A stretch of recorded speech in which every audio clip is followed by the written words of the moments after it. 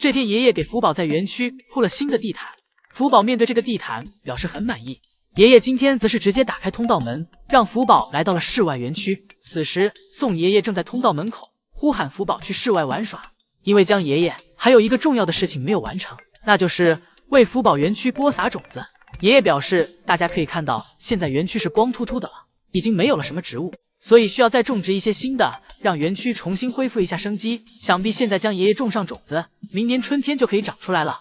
福宝来到室外园区后，在室外园区的雪地上散了会儿步。福宝走在雪地上的样子很是漂亮，有一种在观看北极熊的视角。福宝在园区逛了一圈后，来到了小木床上，吃爷爷准备的大窝头。一会儿，福宝回室内园区后，爷爷留下来欣赏了一下福宝的大脚印。福宝留下的脚印很是清晰，这要是放在野外，就是标准的大型猛兽留下的痕迹。第二天早上，江爷爷来到房间叫醒福宝，让其起来吃小零食，顺便检查一下今天的体温。福宝一切正常，爷爷给福宝把通道门打开，让福宝来室内园区玩耍。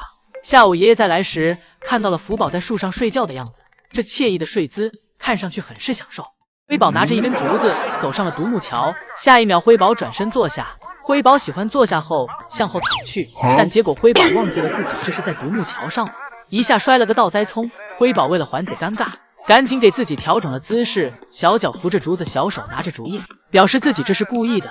圣西姨母看破没说破，若无其事的从辉宝身边走过，不然辉宝更难受。只不过当姨母再次回来时，辉宝就忍不住刚才憋在心中的委屈了，走到姨母身边，想让姨母揉揉抱抱，像是个求安慰的小孩。经过姨母的抚摸和安慰，辉宝很快就好了。而与此同时，乐宝这里园区的雪本已经都融化了，但爷爷和姨母不知道从哪儿又给乐宝搞来2大块雪，看得出对于乐宝饲养员们从来没有过忽视。一会儿下班点到了，今天宝家成员史无前例的都在睡觉，没有一个愿意回家的。姨母给乐宝和爱宝的2个通道门都打开了，但是两边都没有想回家的想法。园区只有姨母在2个园区不断呼喊的声音，姨母喊半天对两边都不起作用。这时老宋头来到园区，老宋头打算先从最容易的爱宝下手。老宋头给爱宝又送了些新竹子过来，爱宝看到竹子就仿佛是打开了开关，只要见到竹子，爱宝就会开启吃播模式，而通常爱宝吃完竹子后就会回家，所以爱宝回家的问题这样就算解决了。但瑞宝、辉宝这里其实已经醒了，就是单纯的不想回家，而乐宝这里也一样，也在忙碌着，就是没有回家的想法。爱宝这睡姿是对园区和姨姨们多大的信任呀，一点不怕姨姨们合伙拿麻袋给其偷走。爱宝这里之所以能悠闲的睡觉，是因为乐宝在室外替全家负重前行，乐宝在室外努力给姨姨们营业，让姨姨们不要退票。乐宝一个自由落体，直接给气氛拉到了最高点，这一甩直接给姨姨们摔出了票价，这一趟让姨姨们又没白来。接着乐宝又来到小亭子旁，给姨姨们来了个倒立。乐宝抱着亭子腿，一边倒立一边翻滚。乐宝这是想直接钻进雪里，乐宝想到了就要干，倒立结束下一秒就猛钻雪堆，要不雪太硬了，乐宝真能钻进去。姨姨们的尖叫不止乐宝的整活不停。接着乐宝又一路小跑，来到了被竹子包裹的树前，乐宝摆好姿势，蠢蠢欲动，一副想要爬上去的样子。乐宝左右不断打量，但乐宝也不是莽夫，乐宝感觉攀爬这棵树风险比较大，乐宝放弃了爬树，然后丝滑地向后躺去，在这雪地上卖弄着自己的身姿。乐宝走哪儿躺哪儿，雪地带来的爽感都快让乐宝不会正常走路了。乐宝卖力的整活儿，爱宝带着瑞宝、辉宝舒舒服服的在室内睡觉。这一下就不能说乐宝每天都是吃白饭的了，乐宝可是宝家唯一一个8年来全年无休的成员。辉宝咱可以慢点吃，一口是吃不成胖子的。辉宝这是眼看自己的体重马上就要被妹妹追上了，辉宝今天拼命的吃竹子。最近瑞宝对着辉宝的体重是步步紧逼，这让辉宝感觉自己园区辉大王的地位有些不保了。趁着姐姐睡觉的功夫，自己要猛吃几口领先姐姐才行。辉宝这小心思都不藏了，全写脸上了。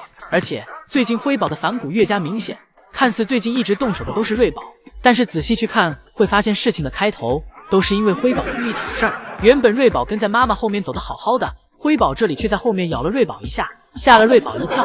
瑞宝临阵起手，直接对着辉宝就来了一巴掌。而毫不知情的瑞宝正在树上舔手手，而且睡得很香，甚至香得有点太不像话了。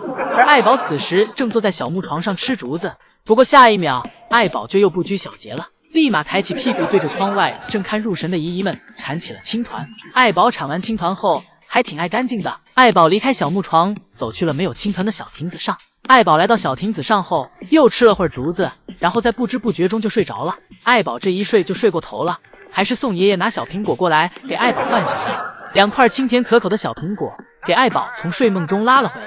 吃完小苹果后的爱宝也意识到自己该下班回家了。爱宝迈着小碎步走下小亭子，乖乖走回了舍内。室外下着大雨，辉宝还要执意爬上小亮台。辉宝还不服气呢，嘴里嘟囔着雨水要是再滴在自己身上，自己可要生气了。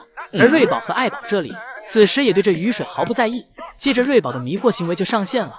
瑞宝给自己的头藏进了雪洞里，仿佛是自己的头藏进雪洞里，自己就瑞宝折腾来折腾去，又来到了堆满雪的小床上，仰面躺着，仿佛是在让这暴风雨更猛烈些。而爱宝更是淡定，任凭雨雪再大都耽误不了自己吃竹子。这一家3口非但没有被暴雨影响，而且更快乐了。想必此时2个爷爷已经准备好了干净的毛巾，等姐妹俩回家要好好给其擦擦。这模样想起了他们的福宝姐姐，迎着大雪在园区散步，任凭爷爷怎么呼喊怎么劝都不回家。小零食喂了都不知道多少次了，但福宝只负责吃，根本不听话。而宋爷爷也是不厌其烦的反复来到园区，冻得自己手冷也要来。福宝最终是被宋爷爷的执着所打动，最后跟着爷爷回了室内。而瑞宝、辉宝与福宝姐姐不同的是，回家后玩饿的辉宝立马就扑到了妈妈手里，又吃起了奶。而福宝那时已经不利了，回到室内仍是自己一个人。今是福宝出生的第1282天，体重依旧稳定在200斤以上。今天姨姨到达室内园区时，爱宝正趴在小滑梯上陪姐妹俩睡觉，姐妹俩睡在滑梯平台上，爱宝则坐在小木床上，身子趴在滑梯上，静静地陪着姐妹俩。爱宝对姐妹俩都是在默默的付出，虽然爱宝也在睡觉，但一有点风吹草动，爱宝立马就会察觉。而此时的福宝正在室外园区的小亮台上，虽然今天天气很冷，但对于福宝来说，这个温度刚刚好。福宝坐在小亮台上，观察着室外园区的风景。而乐宝这里又在尝试给自己改名字了。乐宝的目标依旧是立牌上的名字缩写。乐宝抱着名字立牌，一顿啃咬。好在这次宋爷爷粘得比较牢固，乐宝啃了一会儿，啃累了便放弃了。之后，乐宝又跟姨姨们摆弄了一下自己的身姿，尽情地释放着双开门的魅力。一会儿，宋爷爷来到园区接姐妹俩下班。此时辉宝正在小亭子上，宋爷爷拿出手机记录着辉宝调皮的样子。宋爷爷转身示意辉宝爬到自己背上来，自己给辉宝背回家。辉宝不但没有让爷爷背，反而咬了爷爷一口。